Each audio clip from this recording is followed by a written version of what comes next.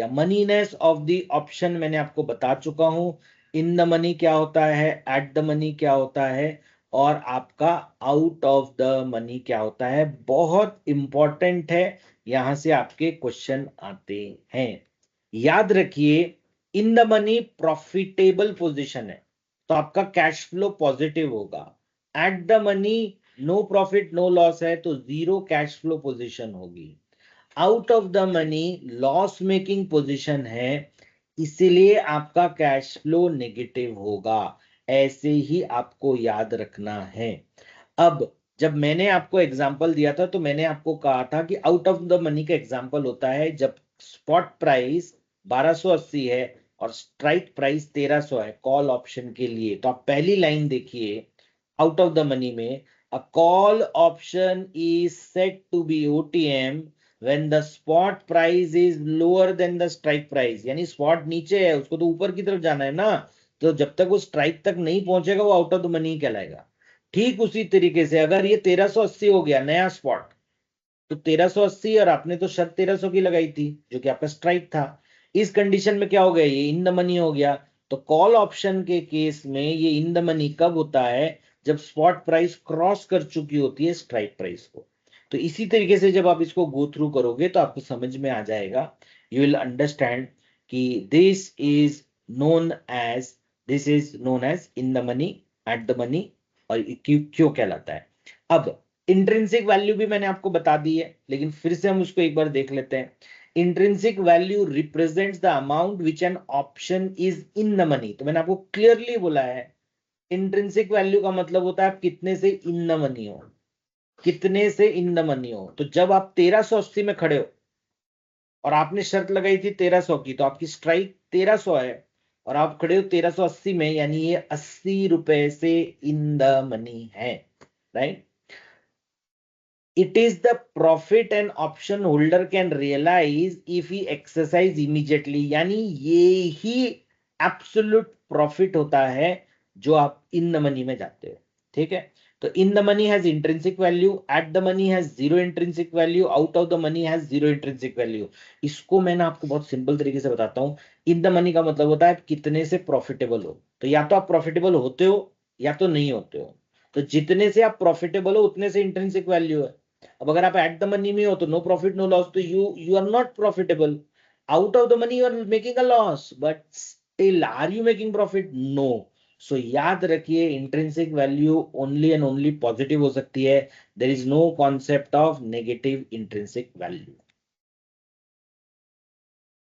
की कैरेक्टरिस्टिक्स क्या होते हैं इंट्रिंसिक वैल्यू की, जो मैंने आपको एक्सप्लेन किया। नेवर नेगेटिव, नेगेटिव नहीं हो सकता, यहां से क्वेश्चन बनता है, याद रखिए, यहां से क्वेश्चन बनता है। Depends on spot and strike, और इसका रिलेशनशिप आईटीएम एटीएम ओटीएम के साथ होता है जो मैंने आपको बताया। अब intrinsic value S minus x लिखा है, एस हो गया स्पॉट, एक्स हो गया आपका एक्सरसाइज प्राइस या strike price, whatever is you have written. Put option, put option के केस में क्या होगा, ये उल्टा हो जाएगा, मतलब strike price minus spot price.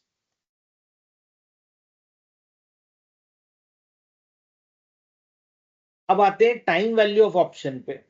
It is the difference between premium and intrinsic value, जो मैंने आपको बताया। At the money and OTM है वो ओनली टाइम वैल्यू, क्योंकि वहां पर इंट्रिंसिक वैल्यू नहीं होती। देखिए याद रखिए, इसको मैं ना एक अच्छे डायग्राम से मैं आपको बताता हूं। नॉर्मली वो डायग्राम आपको अवेलेबल नहीं होता, इसको आप समझिए कॉल ऑप्शन के नजरिए से। मेरे पास में तीन सिनारियो और आप कॉल ऑप्शन बायर हो, ठीक है। 1280 स्पॉट है और आपका स्ट्राइक है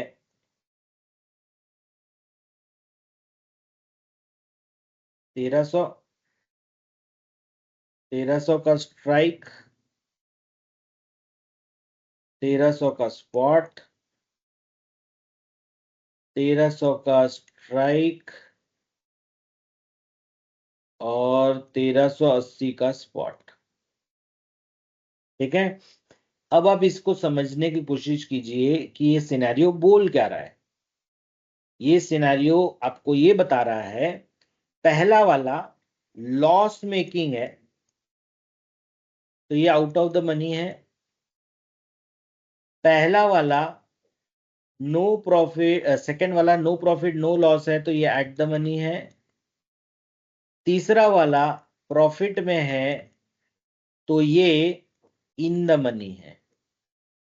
अभी आपने थोड़ी देर पहले ये समझा कि इंट्रिंसिक वैल्यू कहां से आती है, प्रॉफिट से।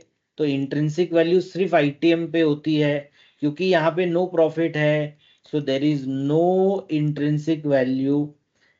यहां पर ओटीएम है यानी लॉस है, प्रॉफिट नहीं है यानी नो इंट्रिंसिक वैल्यू। ठीक है, ये आपने पहले किया हुआ है, मैं सिर्फ ना आपको सारा कॉन्टेक्स्ट एक बार में दे रहा हूं। क्या होता है ना, बुक में जो कॉन्टेक्स्ट होते हैं वो जो भी उनको बात करनी रहती है उसी के बारे में बात करते हैं, आगे पीछे की चीजें हमें जोड़ना पड़ता है, तो वही मैं आपको जोड़कर यहाँ पर दे रहा हूँ। तो अब आप यहाँ पर देखिए, अब आते हैं हम टाइम वैल्यू ऑफ मनी में।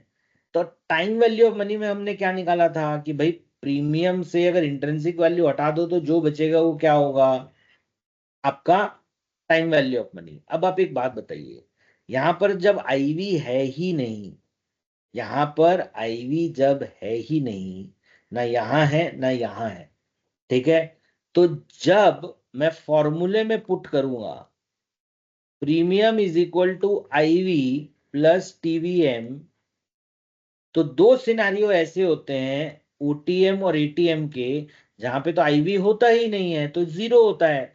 तो जो भी प्रीमियम है वो सिर्फ एक ही कारण से होता है, टाइम वैल्यू ऑफ मनी के कारण। वही चीज यहां पर आपको दी हुई है।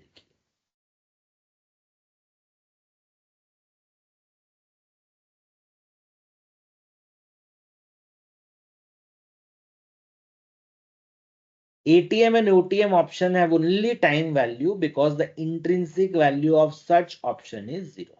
अगर आप इस एग्जांपल को ध्यान से सुनिए, रिकॉर्डिंग को देखिए 2 बार 3 बार 4 बार 5 बार, आपके दिमाग में एकदम क्रिस्टल क्लियर हो जाएगा।